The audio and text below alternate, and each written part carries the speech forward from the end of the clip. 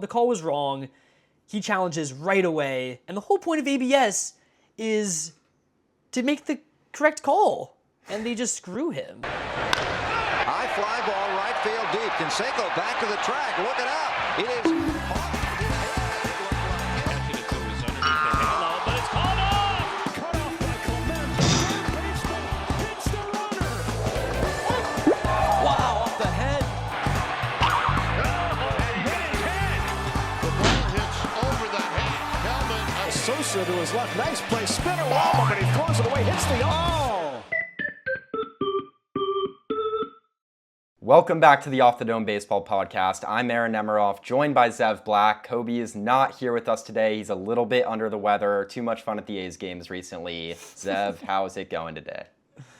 Oh, it's going good. Yeah, just got back from the river. Didn't know that Arizona has water out here. Actually, I did know that, but people don't, I guess.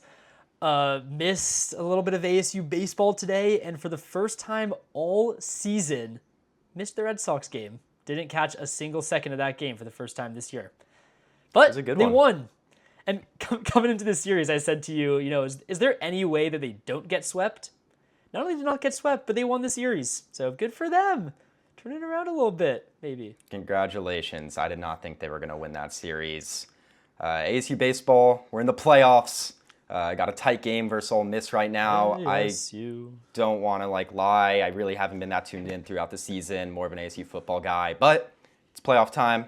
So of course we've been locked in. Landon Hairston, son or nephew or relative of some sorts to the MLB brothers Scott and Jerry Hairston Jr. He got ejected in the first game of the doubleheader today. Did not like a strike three call. Tossed his bat up in the air and. It wasn't like an immediate ejection. The home plate ump didn't seem too bothered by it, but the team got together, the team of umps, and just decided that he deserved to be ejected. So now he has to miss the second game of the doubleheader because that's how college works. And he's Big 12 Player of the Year, so that's kind of unfortunate, but the Devils are fighting. He's the man. Yeah, it's tough to not have him here, but up 4-3, and your UCLA got eliminated today. Timing. Oh, you're done with them? I was still on the Devils, but no, of course I was root for UCLA basketball. My dad went there. Baseball is today. Yeah. Yeah, I know. Basketball is the UCLA sport that I'm really locked in on. Football, it's really all about the Devils. Baseball, it's cool. I've been to a game, but basketball is where my UCLA allegiance really thrives. You know who knocked him out? No. You know who knocked him out, right? Who was it? The St. Mary's Gales. Just another example of the Bay being better than LA. All right, I didn't know where you were going with that. Unbelievable. Let's actually move on into some MLB. That's the point of the podcast. The Mariners have had a pretty interesting situation going on over the last few weeks. Mm-hmm. They're calling it the piggyback situation. Luis Castillo and Bryce Miller. The Mariners just kind of have a little bit of a problem with their rotation. They've got 6 guys that they want to get involved. And Bryce Miller just came back off of the IL. There wasn't really an open spot for him, and Luis Castillo kind of seemed like the odd man out because he struggled so much this season. So the Mariners decided, you know what? Every 5th day, let's just have a game where Castillo goes 4 or 5, and then Miller follows with 4 or 5. And then they flipped it. They flipped it again to this week. Today, Miller goes 5, Castillo goes 4 after him, and it's actually been kind of successful. The pitchers haven't seemed to be too happy about it. Zev, what do you think about it? Yeah, I get why they're doing it. You got 6 guys in the rotation, and you want to have them all pitch, on their equal rest. But I don't really understand the full concept of it. In my mind, you have 2 guys, or really you have Castillo, who just wasn't pitching particularly great. And I feel like he should have just been a bullpen piece as opposed to doing this piggyback situation with Miller, who's proven that he could be a really good pitcher, especially a starter. It has been successful, but I don't really get why they don't just have Castillo be, a 3-inning bulk relief pitcher on a day where a starter doesn't go particularly far.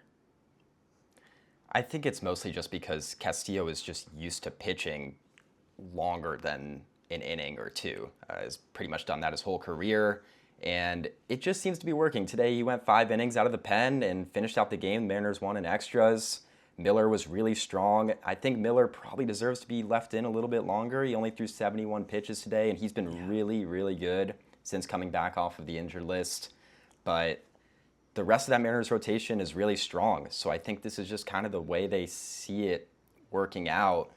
And this kind of just gives the bullpen a day off. Today, no bullpen pitcher really pitched. You just had the two guys go. They won the game. Nice. And then you go into the next game with everyone fresh besides these two. I think my biggest issue with it actually is just that Miller's been so good. And he deserves to be starting games and going as deep as he can. And Castillo hasn't been good. I know they're paying him a ton of money. But Miller's the guy. And he's like certainly the future of your team over Castillo. It's going to be interesting to see how they, finish up through the season, if they continue to do it. Maybe it's like someone gets hurt and they can't do it anymore, and then it just kind of falls apart. We've seen Castillo just be horrible for really the past 2+ seasons now. I don't know. I just feel like it's trouble down the line. It's working now, but trouble down the line.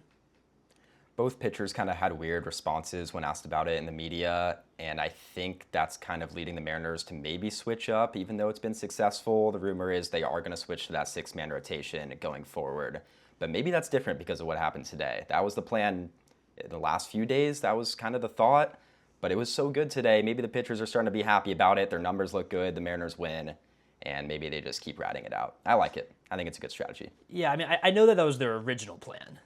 To go to that 6-man. But baseball changes every day, so we'll see what they actually end up doing. Kind of jumping off of that little piggyback situation, earlier in the week, on Monday, we had a combined no-hitter. Keyword, combined. I'm so anti this. I mean, I know it's a no-hitter technically. Yeah, the Rangers didn't get a hit throughout the game. But it is not a no-hitter. There are two very different things. One guy goes out there and pitches the full 9. That's a no-hitter. This is combined no-hitter. It's kind of soft. I don't like it. I feel like you're taking a play out of my playbook a little bit. Like, do you hate fun too? Like, it's a no-hitter, man. Let the team go out there and celebrate. They're having fun out there. I think the way the game has kind of developed over the past several years, pitchers just aren't left in the game as long. They're throwing more pitches, strikeouts are up, and the opportunity for a pitcher to go 9 and pitch a no-hitter, it's hard. It's really hard to do, and it's cooler. It's certainly a much cooler accomplishment when it's one pitcher. But by definition, a team gets no hits in a game, the other team pitched a no-hitter. It doesn't matter who did it, is what I think. Yeah, I mean, I'm not arguing that. Like, they didn't get a hit. It's just typical Rangers this season. Although they kind of turned it up a little bit after that. We'll talk about that a little later. But if you see a guy, if you're a hitter and you see a pitcher the third time through the lineup, that batting average goes way up. So to bring in a relief pitcher and have that guy, kind of shut things down, not have the batters see him again. It was Imai, right? Who started that game? Yep. Yeah, and he pitched well for kind of the first time all year. He comes in, pitches well, and then you take him out before the third time through the lineup. Let's backtrack a little bit. I think this is what makes the Mariners' strategy so successful. You don't have either one of those pitchers having to go a third time through the lineup. That's true. And they both basically get 2 times through. They get their 5 innings, 70 pitches in like they're used to. So I think that's another reason we didn't really touch on that, but that's certainly part of it. Yeah, that's a good point. The no-hitter thing, though. Yeah, I don't know. It's not as cool. I think we're all on the same page. It's not as cool, but by definition, it's a combined no-hitter. The Astros have done it like multiple times in the last few years. Christian Javier and Framber. I'm not sure that both of them were combined or not. I think Javier's was combined for sure. It's like, why are the Astros just great at combined no-hitters? It's so strange. They did it in the World Series. Oh, that's what I'm thinking of. Yeah. That was Javier. That was the Javier game. Yeah, sure. against the Phillies. You know who caught that game? Don't tell me. I'm going to come up with this. Is it... Okay, the reason you're saying this means it like must be some Red Sox. Is it Christian Vasquez? World Series champion Christian Vasquez. Still around in Houston. Second tenure, maybe? Second stint? Yeah, he went to Houston and up to Minnesota, back to Houston. Yeah. It's a good baseball Sox name, got who did they get? They traded Vasquez at the deadline, and they get Emmanuel Valdez and Willie Abreu. He's still there, still balling. Yeah. That worked out really well.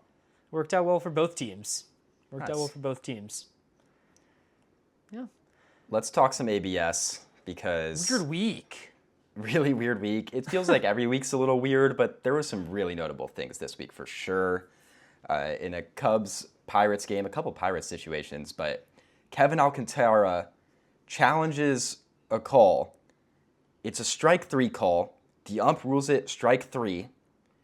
And so Alcantara hits his head immediately. But before they go to the ABS, the first base ump kind of chimes in and says, "Nope, you're out, you swung." And it's just so weird because before ABS, the first base ump doesn't say anything unless he's asked by the home plate ump and the catcher. So is this a new part of it where the first base ump can just come in, third base, first base can just come in and overrule something because they saw a swing? No one asked them, but at the same time, why would they be asked? Because the home plate umpire called it a strike. There's no need to check. I don't know what the actual rule is here. Maybe this is just one of those things that kind of slips by with the MLB and it's just trial and error. Now this situation has happened and they'll come out with the actual ruling on how this is supposed to be executed. So strange. Yeah, I mean, I've been wondering, there's a lot of situations like this that I was wondering, what would happen? What would happen if this happened? And this was one of them, check swing on a ball called a strike. And I guess they got the call correct in the end. So, that's the whole point of the ABS is to get the call correct. I guess I don't have an issue with it, but counsel certainly had an issue with it. He got ejected because of what happened. But was it correct? The pitch was a strike, right? It wasn't... No, the pitch was a ball. Well, it was called a strike, but it was a ball. So the ABS would have overturned it, but he did swing. Right. So the first base umpire was just doesn't matter. Let's just skip the ABS. It's an out. I think the Cubs got screwed here. Even though it's correct, no one asked the ump what he thought. He's not involved. Yeah, they don't jump in any other situation like that. It almost seems like just how it went down was kind of out of order. ABS should have said, "Nope, this is a ball." And now that it's a ball, the catcher can say, "Hey, ump, what'd you see?" Whatever. The call was right, like you said. Yeah. The funniest part about that was that it was a 10-run game? It was a blowout. There was 2 outs to go. It was the 9th inning. There was 2 outs to go. It was the most irrelevant at-bat. And I love that Craig Counsell got himself ejected backing up his player, even though it's 13-1 or whatever it was with 2 outs to go. That's a perfect opportunity to just show support for your guys. That was awesome. They've been struggling a little bit and had a good weekend here, so works out. Yeah, again in PNC, a lot of chaos. This one drove me crazy. Brandon Lau challenges a strike call. The ump had a little bit of delay. Ball was caught by the catcher. Ump kind of froze for maybe a split second and then goes strike. No hesitation, none whatsoever. Lau taps the head and the ump just says, "Nope, too late." And Lau was pissed. Manager comes out a little bit. They're talking.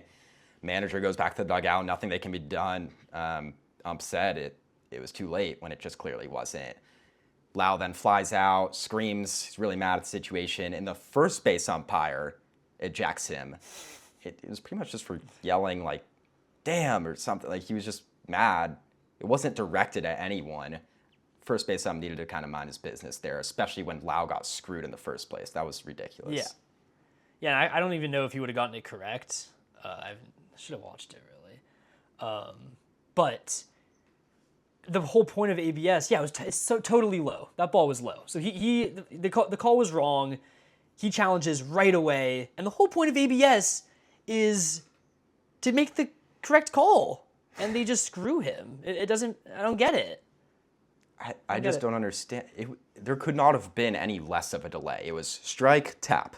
So I don't know how that happens. Now, which would you rather have? That or what happened in Sacramento, yesterday? I think Sacramento is just in a league of its own, which is crazy to say because that Lau one was messed up. But this Sacramento one, there's nothing to be said about it.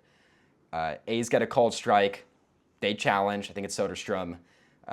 Clearly a ball, just half an inch below the plate. And they go to ABS. They show it. Ball's half an inch below the plate. And they say it's a strike. Athletics lose their challenge. broadcast is confused. Viewers are like, we just saw the whole animation. The ball's not in the zone. It's not even that close. No one understood what happened, and game moved on.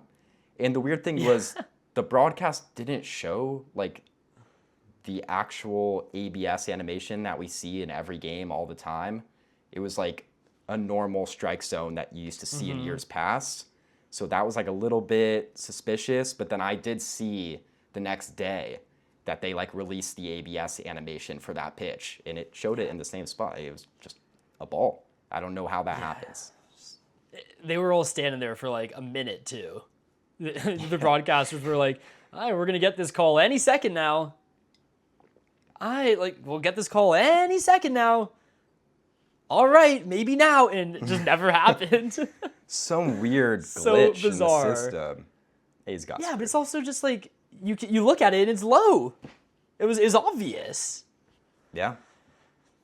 I don't get it. ABS. See, I do, even with all this happening, I'm still so pro ABS. Like, it's been so great for the league. I can't believe I just cannot believe how bad the Red Sox are at it. Like, it's drives me crazy. So, the other day, top of the ninth on Friday, top of the ninth, down by a run, 2 outs, 1 out, I don't exactly remember. They had a challenge remaining. Pitch was a ball, called a strike. It was like probably that far out.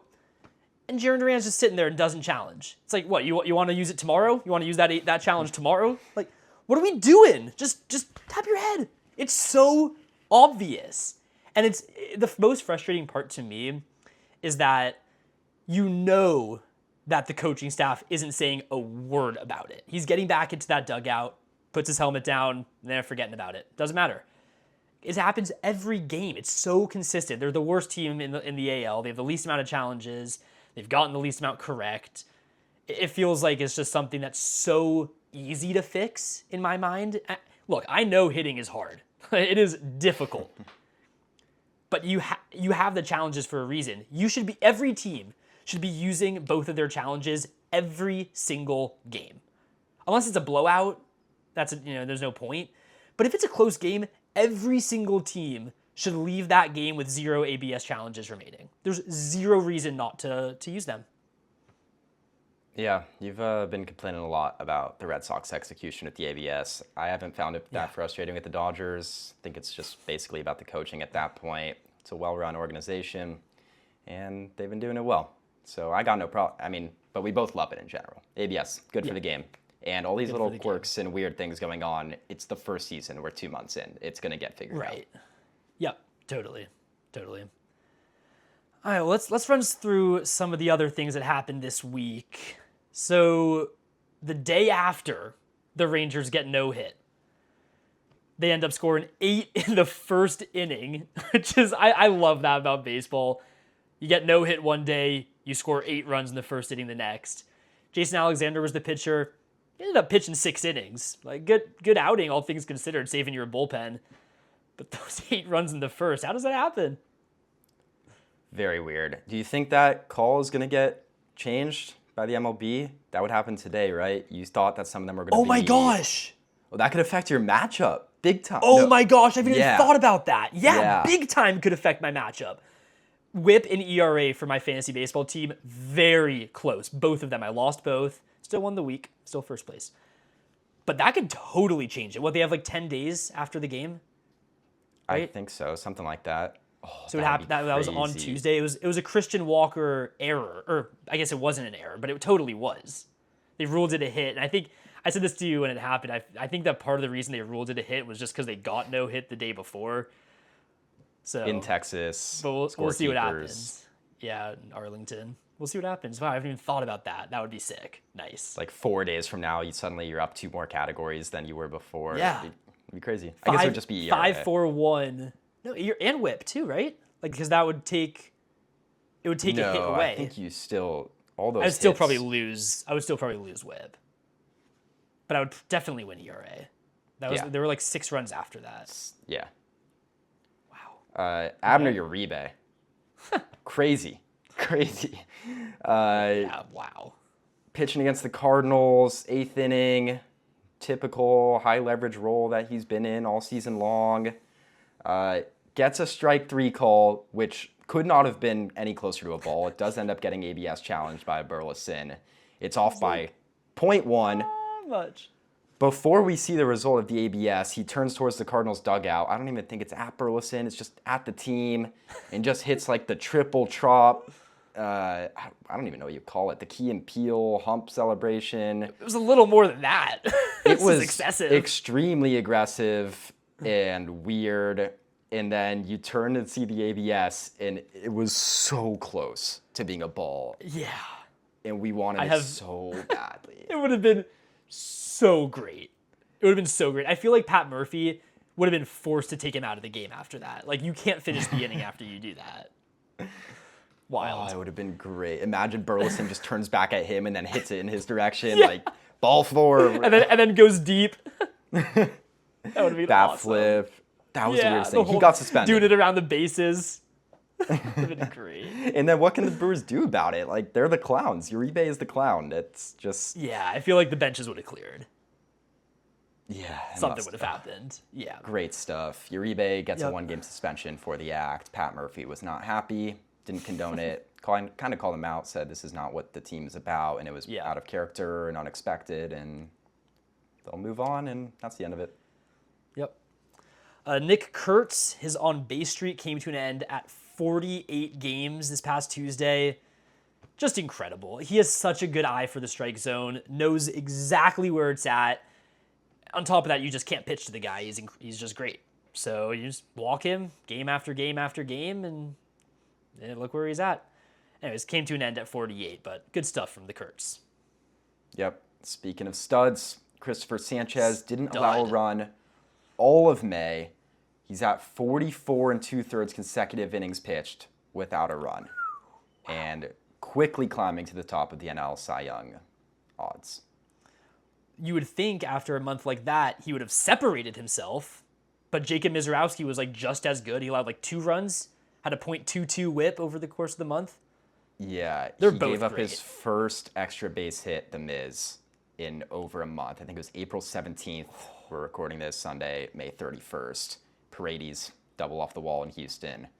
First extra base hit in over a month. That's going to be a fun race down the stretch, for sure. Mm-hmm. They're not the only 2. There's like 3 other guys. Shohei, Skeens, like it could go any direction. So many. Brett Phillips out in Tampa. Remember him with the plane celebration? He joined Tarps Off on Friday. I love how this is sweeping the MLB. Like, want to put this out there real quick. The Sox did this 3 years ago, and nobody really talked about it. But it's back now. I love that it's all over the league. Just fun.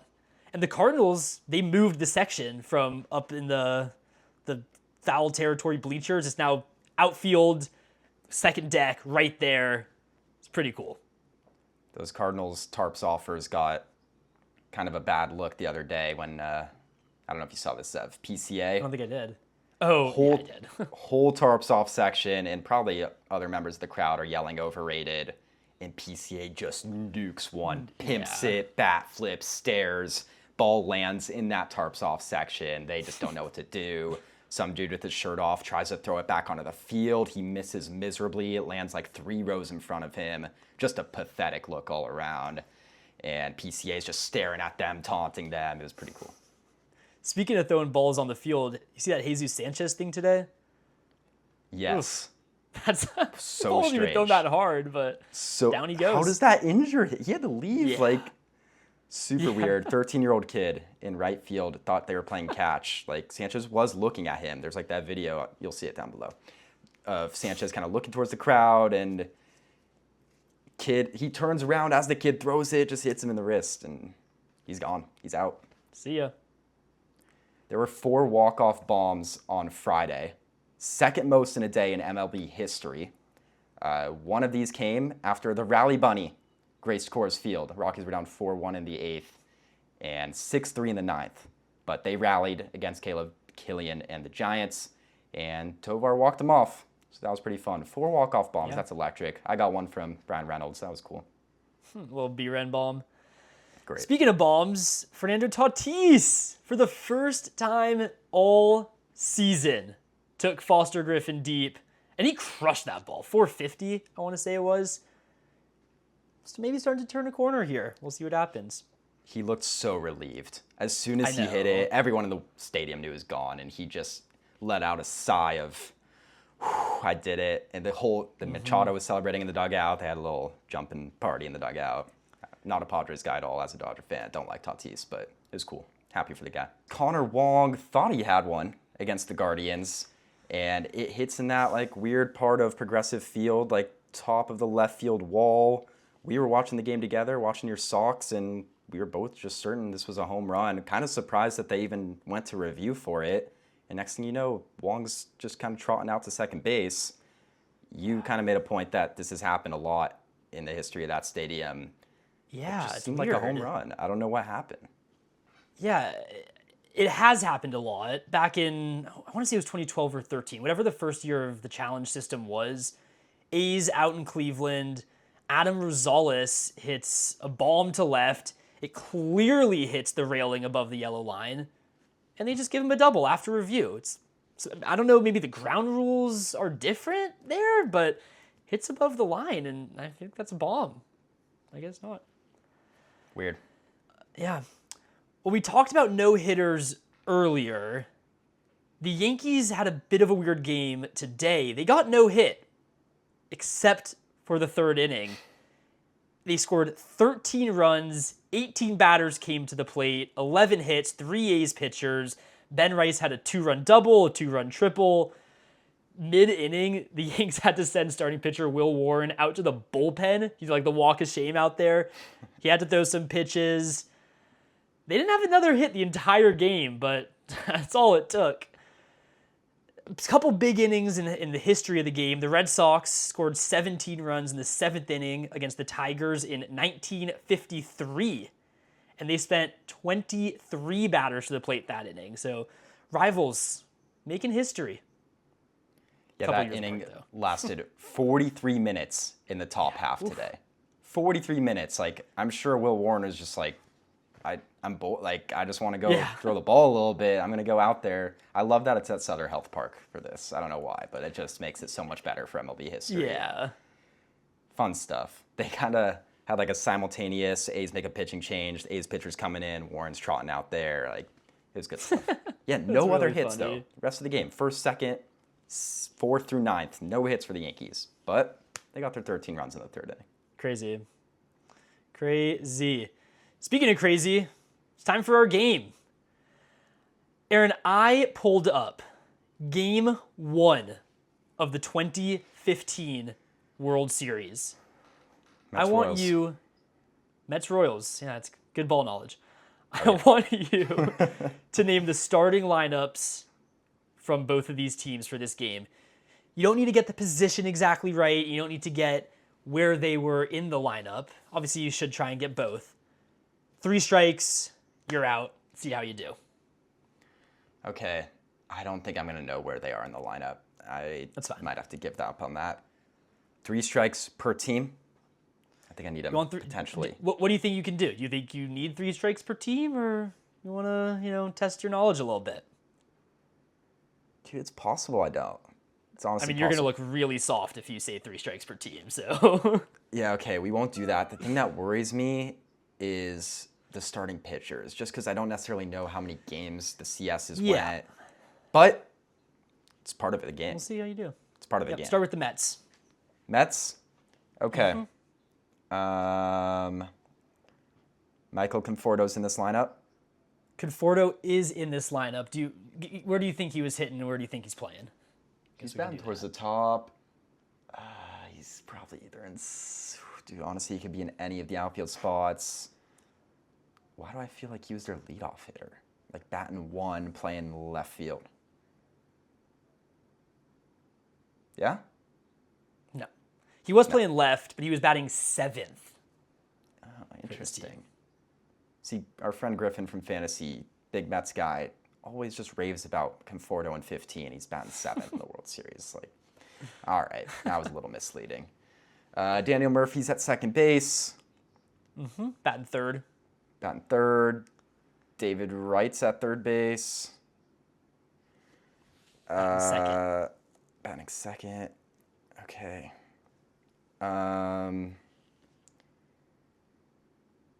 Cespedes Cespedes, yep. here. See, I kind of thought he would be in left, actually. Although I guess Conforto in left. Is he in center? Yeah, Cespedes out there in center field. Okay. Catcher. This one's hard. The Mets are kind of tricky. They're weird this season. It's a weird team to make the World Series. Like you don't really think about them in the World Series, which is a shame because this was a really fun squad. Dude, I might need 3 strikes per team, but obviously I haven't gotten one yet, so we'll just roll out with my gut. I'm moving on. I said catcher. I don't trust myself there. Shortstop. Okay, I think this is the season that Utley knocks out Tejada. So I think that makes Wilmer Flores the shortstop. Wilmer Flores, yeah. Playing short. Nice. Okay, so we need first base, right field, catcher, and pitcher. Pretty sure Harvey's on the bump. Harvey was on the bump. We kind of met him once. That was pretty funny. We gotta tell that story. It's actually really funny.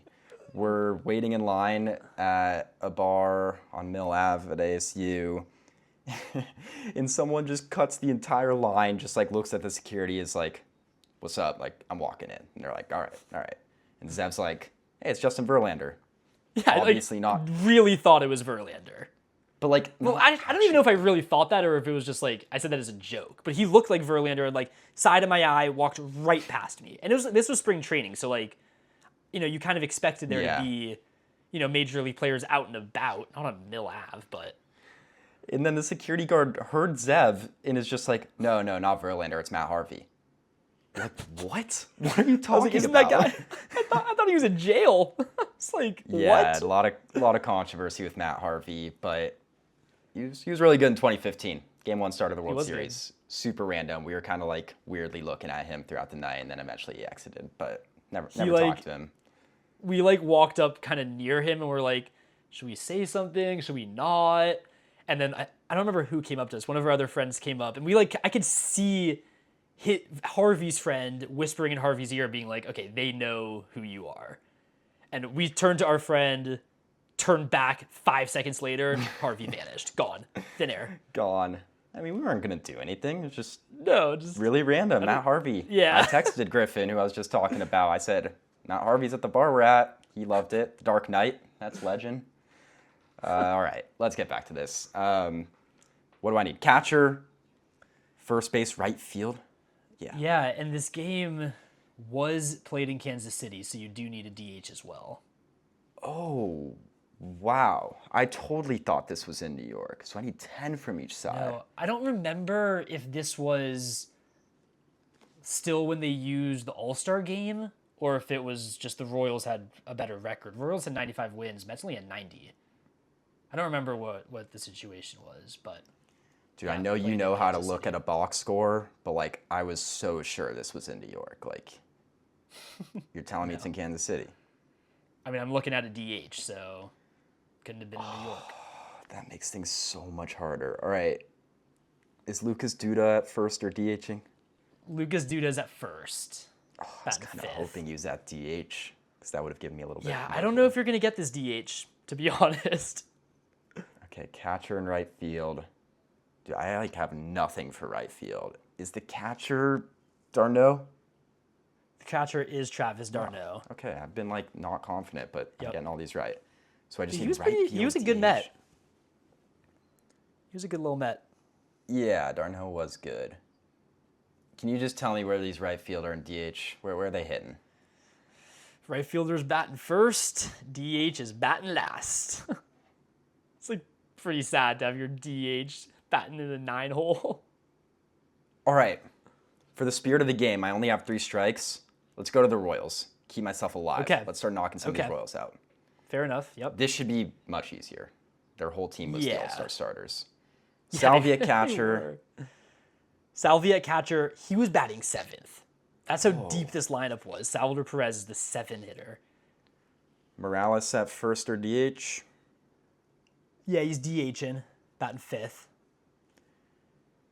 Already blanking at second base. We'll come back to it. Alcides is shortstop. He's batting leadoff. Yep. Uh-huh. Moustakas at third. Moustakas at third, batting sixth. Alex Gordon in left. In the 8. Lorenzo Cain in center. Yep, batting third. I didn't realize, was he like a power hitter? Like, why is he in the 3 hole? No, he was just like the guy. I think he was really hot in those playoffs. He was just the guy. He was the guy. Yes, actually, that was his career high in homers, was 16. Put him in the 3. I mean, none of that team was were really power bats. By the way, I specifically remember watching or being out in my neighborhood on Halloween during this series. It might have been... Yeah. What does this go? 6 games? Royals win in 6? Yeah, so game 4 was on Halloween. I remember that as well, actually.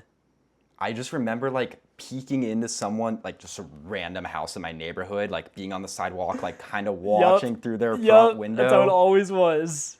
Daniel Murphy makes an error that was super costly. Oof. I just totally remember that. Yeah, I think you said this was 6 games. It was a 5-game series. 5 games. Okay, I thought they won in New York, so that makes more sense. But this game 1 was a 14-inning game, and then they, like, had game 4. I think game 1 was the due to error, or was that in New York? Oh, it was due to error. Now I'm mixing things up. Yeah, he made that like terrible throw to home. Oh, that sounds familiar. Yeah. I would never miss a World Series game to be trick or treating. By the way, at this point in my life, maybe in the future with kids or whatever, but this was back in the day. You know, the candy is more important. Are you going trick or treating at this stage of your life? No, that's a good point too. But it just seems so ridiculous that I would like be out and about during a World Series game. Like I want to watch that. And I was tuned in. I was staring through people's windows. I don't remember if was the 2013 World Series, was that during Halloween? If it was on Halloween, I definitely missed it. Missed Halloween. No, it wasn't. It was not.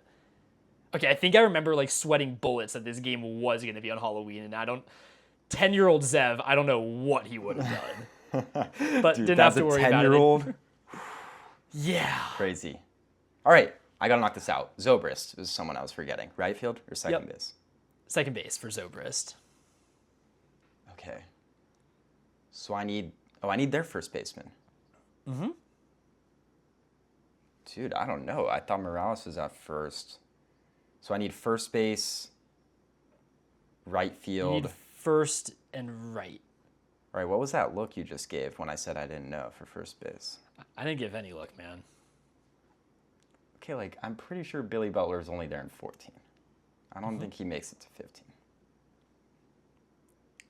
Pretty sure. Oh. Yeah. See, your look was very helpful, man. Yeah. Hosmer's at first. Hosmer's at first. God, we would have been clowned if you didn't get that, bro. Yeah, it's all right. Whatever. He sucks. Right field. I mean, like, obviously I'm thinking Gerard Dyson, but, like, you just remember him coming in to pinch run all the time. So, like, I'm not... And that's exactly what happened. He pinch ran? He came in to pinch run for Morales at some point in this game. So I need the right field. Oh! Come on. Nori Aoki. You know, that's who I would have guessed too. What? Strike one, though. This is kind of a deep cut for a right fielder on this team. Like, he was a good player. He was a real good player. But see, the pitchers. Wait. Okay, continue what you're saying. The right fielder was good, but deep cut. It's just like, I would never think of him on this team ever. Ever.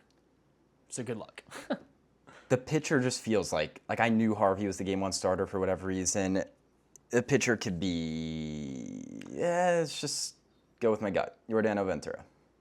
It wasn't Ventura. Damn it. No. He's really good, though. I want to see that this guy was, like, technically their ace this year. If that helps. That doesn't make me more confident in who I was going to say next. Doesn't really make me less confident either, because, like, the rotation, we were all just kind of, like, solid. Dude, I keep thinking, like, Johnny Cueto, but I don't know if he's on this team or not, because he's kind of reminds me of Edison Volquez, who's definitely on this team. I don't think Cueto's. I think I just mix those two up sometimes. Similar. Volquez. And the Edison Volquez. Is it Edison or Edinson? How do you pronounce his name? I don't know. It's a good question. Well, you got it right. Like, there we go. There is like that little N in there. Yeah, there is, right? So you need the Royals right fielder. By the way, I'm looking at the staff of this Royals team. He like was their ace and he had a 3.5. But like everybody had on the staff had like worse. It was like a 3.5 to like a 4.5. There was nobody that was worse. There was nobody that was better. It's kind of crazy they won the World Series with that. Their pen was insane. Their pen was insane. So good. The big Kelvin Herrera guy threw 104 in MLB 2K13, the hardest thrower, Xbox 360. Real ones know. That's funny. All right, so you're missing Royals right fielder, you're missing Mets right fielder, and Mets DH. And you got one strike to play with. I love how guessing the Mets and Royals World Series Game 1 lineups is going to be the biggest or the longest segment of this podcast. I know. I'm having fun. Okay. I just know Griffin's watching this too, being like, dude, like you know this guy, get the player. Oh, I'm sorry, Griff. Right field. Where's the right fielder in Kansas City hitting? He's hitting 9th. Oh, dude. Do you want me to give you like a little career path for this Royals player? Sure. I feel like that might help you. Sure. He starts his career with the Blue Jays before getting traded to the White Sox, before getting traded to the Rangers, and finishing his career in Kansas City. Blue Jays, White Sox, Rangers, Royals. Sometimes, like, I hear a career path, and it's just bang, done, moving on. Like, I know it, and when I don't, it's very discouraging.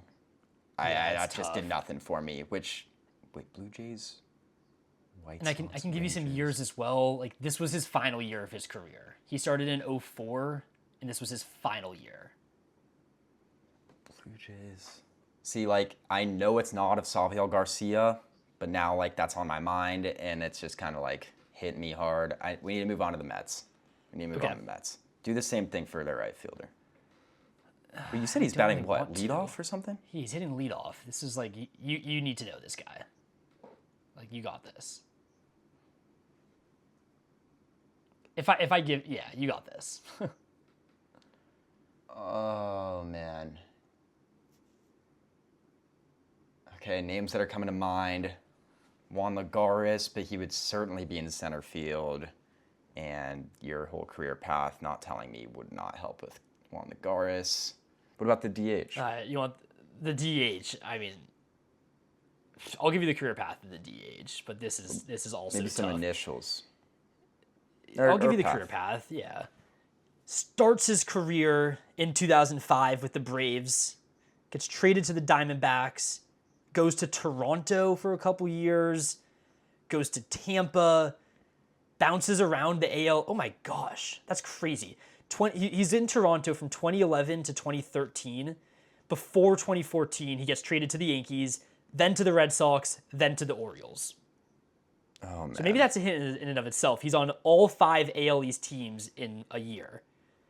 Back to the Braves, over to the Mets, back to the Braves, back to the Mets? How does that work? Braves, Mets. Yeah, that actually is what it is. Maybe it's Braves, Mets, Braves. That's probably what it is. Dude, I think I know the Royal. Blue Jays, White Sox, Rangers, Royals in that order? Mm-hmm. Is this David Murphy? No, it is not David Murphy. I'm probably way off on that then. Yeah, you are way off on David Murphy. Didn't he play? Like, he was a national, like. Oh, I'm thinking of Daniel Murphy. I'm thinking of Daniel Murphy. Who's on the Mets. Yeah. David Murphy is actually looking at his David path. Murphy. He starts in 2006. He's a Red Sox. Retires in 2015. He's with the Rangers right before that far off. Could have been. I don't hate that guess at all. Satisfied. That's the third strike. All right. That is the third strike. Give me who's this Mets? Like, I gotta get this. The Mets initials K for the DH KJ, batting last KJ. KJ. KJ. Don't know it. Let me know. Kelly Johnson for the Mets. Sure. Impossible. And then but yeah. Royals, Royals right fielder AR. Alex Rios. Damn Rios. it. Yeah. I mean, I would never think of him as a Royal. Never. Me neither, but only like year. now that you're saying, like, yeah, he was there on that team. I'll give you the career path for the right fielder, but you'll get this immediately. Hopefully. Starts with the Tigers, goes to the Yankees, goes to the Mets, Dodgers, Blue Jays, Brewers, Marlins. It's kind of a bad The mix. Grandy man, Ken. I just talked about him You did. 2 episodes ago. He was whatever it was. he was really good for him. Really good for that Mets team. Yeah, he lead was off so for him. bad for the Dodgers. He just left your mind entirely. Yeah, no, he was like the most miserable player to watch when he was. Oh on the Dodgers. gosh. I The think they end left of him his off career one of the was playoff pretty bad. rosters. Yeah, he was there in 2017. He played in 6 games that year. All right, we got other stuff to talk about. That went on Yeah, for a we did. while. I'm not mad about it. I missed 3. Rios and Kelly Johnson, whatever. Should have got Grandy. It's all right. Great, yeah. I mean, Rios. That's both of those are possible, but Grandy he was legit. Anyways, Aaron, I know that you are not so concerned about baseball next year. I'm convinced we are not having baseball in 2027, or at least not a full season of baseball in 2027. The reason is the current CBA is expiring after this year. If you remember a bunch of years ago, what was that? Was it 2020 going into that year, 2019? Yeah. That season got delayed a bunch. I know it was also COVID, but the CBA is a big deal of that too. And they are so far apart, the Players Association and the MLB, really far apart on what they want to see here. Part of the issue is your Dodgers. Like, you guys signing these players. I'm not saying you shouldn't sign the players, but that is the issue. Winning back-to-back World Series with this kind of roster makes other teams not so thrilled. So the MLBPA proposes a new CBA. They proposed this earlier this week, where the minimum salary for players is nearly doubled, going up to $1.5 million. Another part about it is that they want low-spending teams to be penalized, so like a floor enforced through taxation rather than just having a hard cap. So you can go under the salary floor, but you just get taxed for it. And then another big thing that they want to see is enhanced revenue sharing. That would guarantee every small market club a minimum amount of money in revenue per season.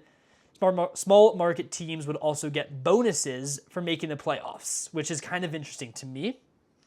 I don't think the league particularly wants that. The league then counters the day after and says, look, we get where you're coming from, but we're not agreeing with what you're saying. We want a salary cap of I think it was $245 million and a salary floor of $171 million starting in 2027. The floor would require 12 teams to increase payroll. Aaron, can you name a couple of those teams? You think you can get all 12? So we're talking about the teams that need to increase their payroll because they're below the proposed salary floor. Yeah, so below the proposed salary floor of $171 million. Pirates. Pirates are one of them. Rays. Marlins. Rockies. Rockies are one of them, yep. Hold up. Not done yet. A's. Shot clock. A's, yep. I need a rapid fire. White Sox. White Sox, yep. Twins. Nationals. Come on. How many left?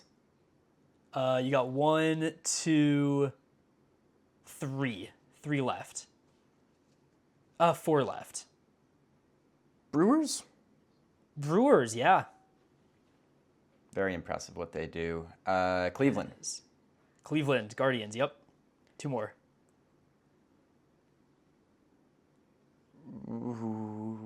Royals? Royals are not one of them. because of that, I'm going to give you the last two. Cardinals and Reds as well would need to increase their salary. Oh, St. Louis, wow.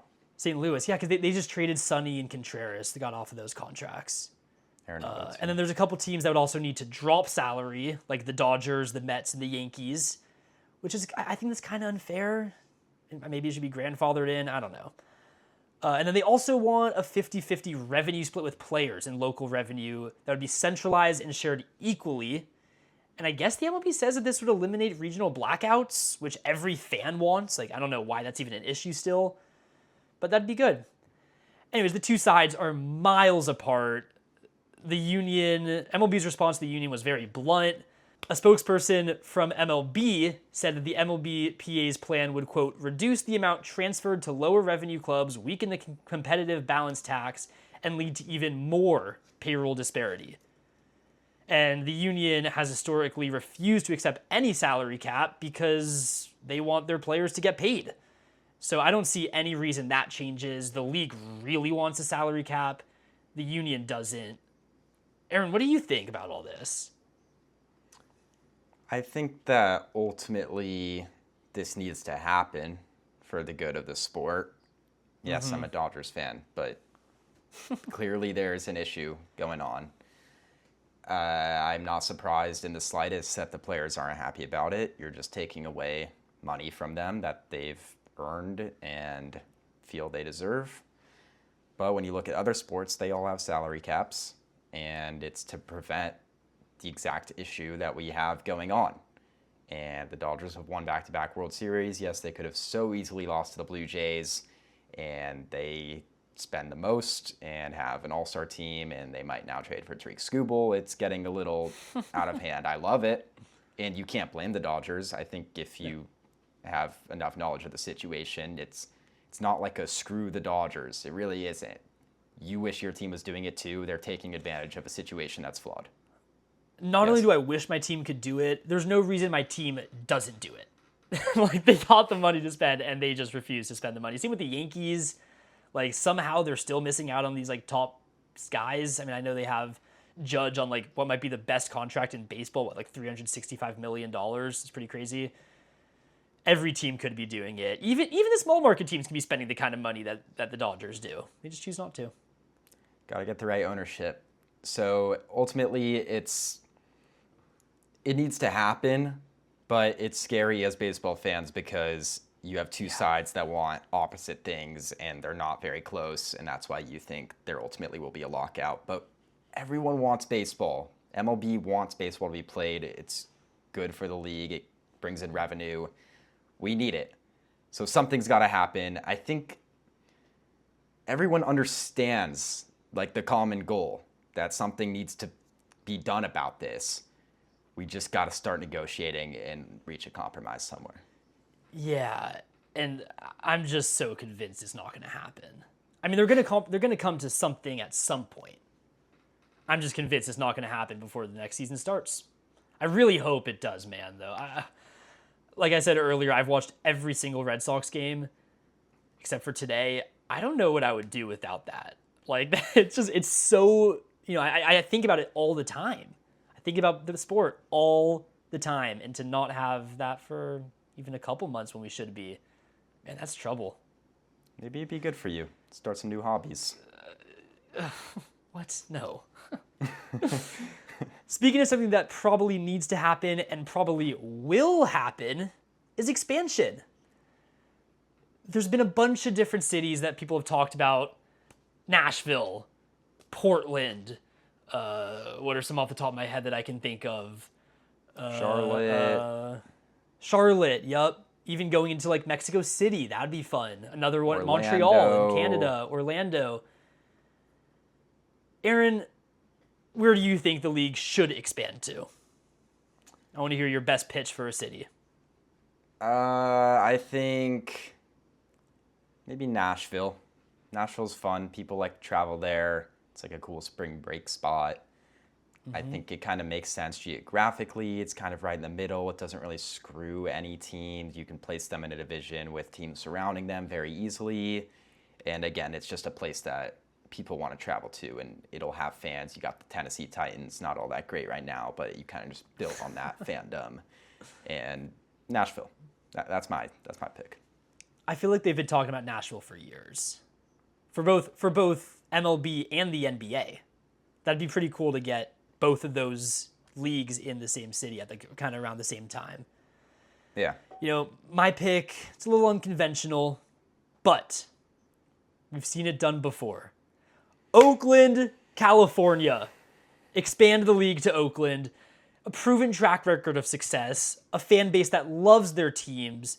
Great time at that Coliseum. Build a new stadium, get it by Howard Terminal, and just, let the league enjoy prosperity. Baseball's better when baseball's in Oakland. I've said it before, I'll say it again. Baseball's better when baseball's in Oakland, and we need it back, Aaron. Badly we need it back in Oakland. I know you want it. You loved your Oakland baseball, but that seems pretty unlikely, man. I don't know about all that. Really unlikely. The way everything if I were transpired. To give, oh, so sad. If I were to give a real pitch for a city, I think Montreal would be pretty sweet to get back up there. The Expos should never have left. I mean, you say that about every team that relocates. They shouldn't have left. Uh-oh. Ole Miss about to tie the game. Throw to the plate. He's not even a throw. 4-4, bottom 7. Trying to advance. Anyways, Montreal, they've done it before, and those fans loved that team. I think that'd be pretty cool to get them back. I know the Rays, that was a talking point for a little bit. Get the Rays out in Montreal again. So we'll see what happens. It'd be fun. Yeah, it would be fun. Both of those would be fun, especially Oakland. Let's talk home run draft. I am a champion once again, back-to-back weeks. I had 4 from a combination of Okamoto, Brandon Lau, and Christian Yelich. Kobe had 3. Zev, you had 2. Tough week for the judge. I mean, the matchups were so good for him, and he doesn't have a single one.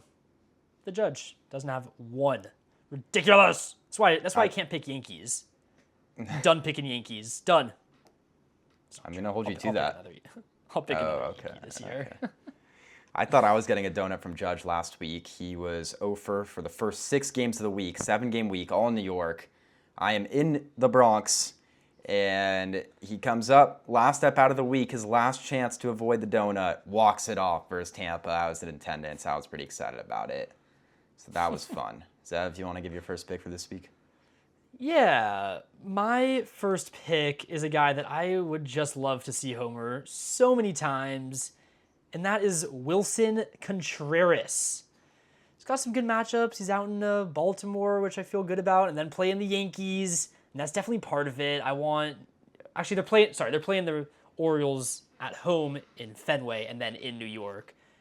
I just want him to go deep against the Yankees. That's really just what it is. I just want him to, hit 5 home runs against the Yankees. I thought about Wilson Contreras. I think I wrote him down in my notes and then just decided, I think there'll be a better chance. I didn't like that he had a couple of those good Yankee pitchers, Schlittler and maybe Weathers. Yeah, I know, I saw that. But every Yankees pitcher is good. So and I feel like he rises to the occasion.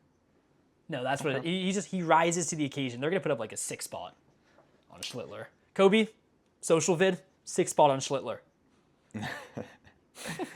I went with your guy, or I'm going with your guy. Which one?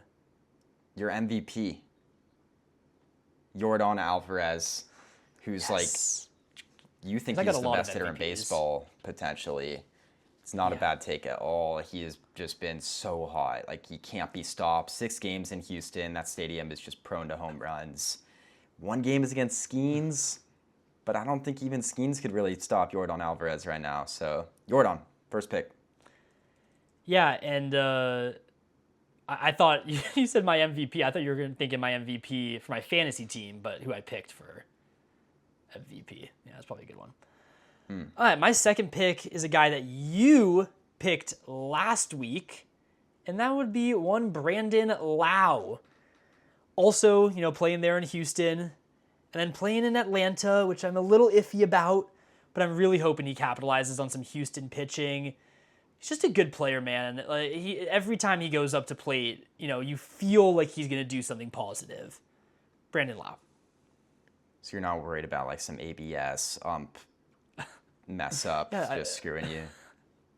I mean, it's always in the back of my mind now with the Pirates, but fingers crossed. Okay. My next pick from the Los Angeles Dodgers, my team. Kind of like, I didn't know who to pick between the group of them. I've already used Freddie, which was not a good pick a few weeks ago. But I'm going to go Andy Pages this week. They have 7 games, 4 in Arizona, 3 back in LA against some pretty lousy Angels pitching. He's batting second. It's the same logic I used on Freddie. At the time, Freddie was batting second, and I was like, oh, this is the highest he's going to hit at this point in the season, or at any point in the season. So I might as well get the most at-bats out of him and pick a different Dodger later. Now I'm going Pages. He's batting second, so it just feels like he's going to have a lot of opportunities. Maybe some situations where Shohei gets walked in front of him. Now you got runners on base, and they have to throw Pages a strike. 7 games, also just extremely hot all season long. Andy Pages.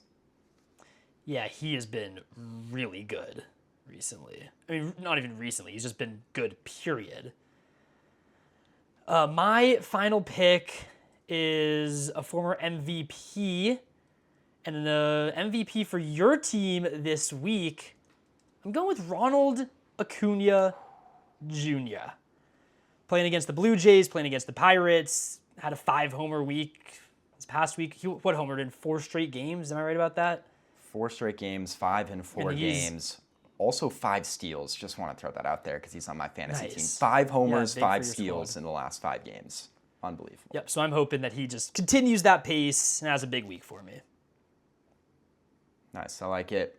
My last one, sticking to the theme of my other guys, just guys who are hot and hitting the ball really well right now. Ketel Marte has been very hot. He's got 7 games. Dodgers start the week, so maybe him and Pages kind of have a little bit of a home run derby going in one of those games. And then at the end of the week, he gets Zach Littell, and that's kind of all I needed to see. So, Ketel Marte. Nice. There we go. And just to throw out Kobe's picks, he is also going with Acuna. Maybe he copied me.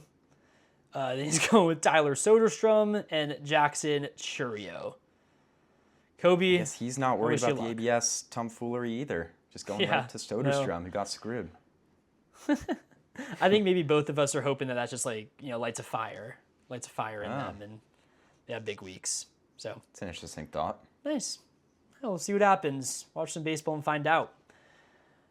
A couple of fantasy baseball picks for you here. Guys that you should pick up, all rostered in under 20% of leagues as of yesterday.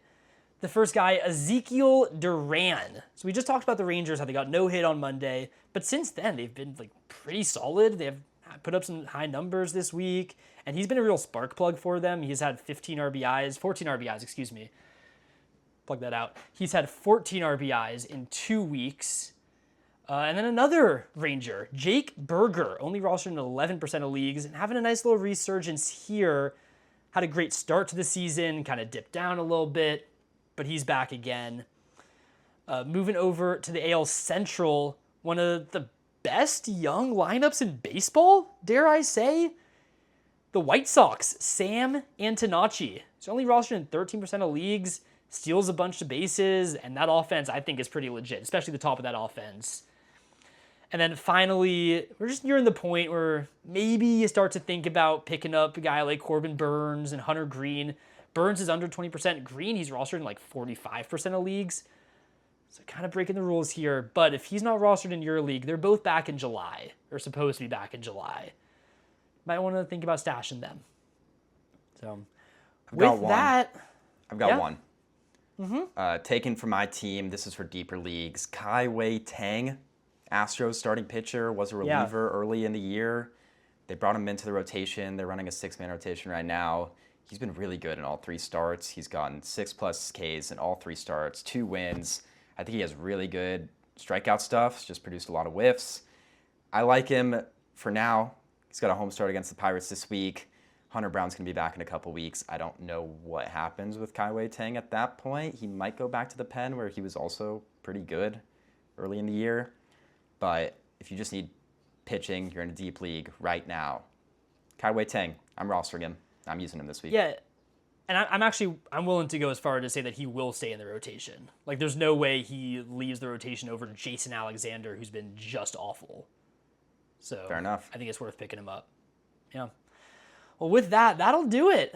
That'll do it for the pod today. We did miss Kobe, but I enjoyed our time nonetheless. Happy to have you back on the pod this week.